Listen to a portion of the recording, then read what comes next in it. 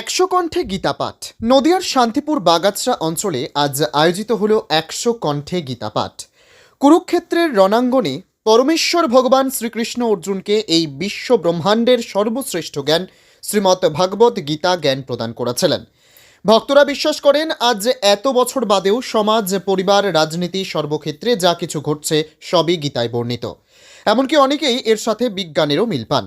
তাই তারা বলে পৃথিবীর সর্বশ্রেষ্ঠ ধর্মগ্রন্থ গীতা।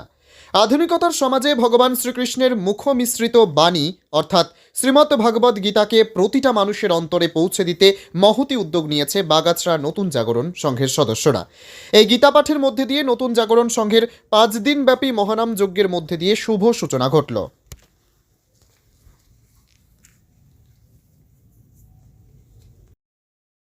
আজকে কি কি অনুষ্ঠান লক্ষ্য করা গেল?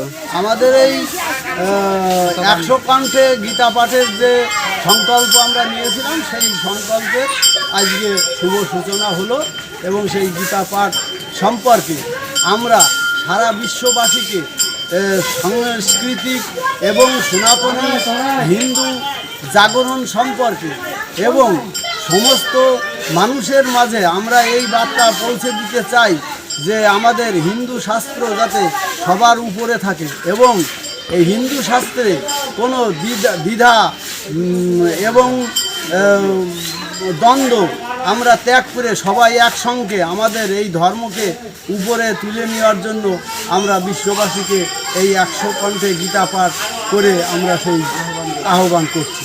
কতজন পাঠক উপস্থিত ছিলেন? 100 জন পাঠক উপস্থিত ছিলেন। আচ্ছা, আপনাদের আর পরবর্তীকালে কি এই ধরনের অনুষ্ঠান দেখা যাবে? হ্যাঁ, আমরা আশা করছি যে আমরা প্রতি বছরই নিত্য নতুন একটা অনুষ্ঠানের শুভ সূচনা করি।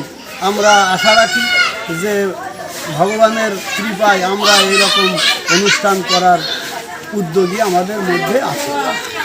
পাঠকদের কি এখানকারই পাঠকরা না বাইরে থেকে এসেছিল? বাইরে থেকে বিভিন্ন জায়গা থেকে, মঠ মন্দির থেকে পাঠক এসেছিলেন। আচ্ছা, আপনাদের পরবর্তী কি কি অনুষ্ঠান রয়েছে? আমাদের পরবর্তী এরপরে বাউল গান আছে, তারপরে অধিবাস আছে, আবার ভাগবত অনুষ্ঠান আছে, তারপরে নাম আছে এক নাম, তারপরে লীলা কীর্তন, পরে মহোৎসব। আপনাদের এই কীর্তন অনুষ্ঠান কত বছর ধরে চলছে? আমাদের 16 বছর এই মহোৎসব চলছে।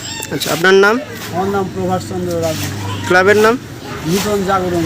ঠিকানা? বাগাছড়া, ঢাকা। ধন্যবাদ।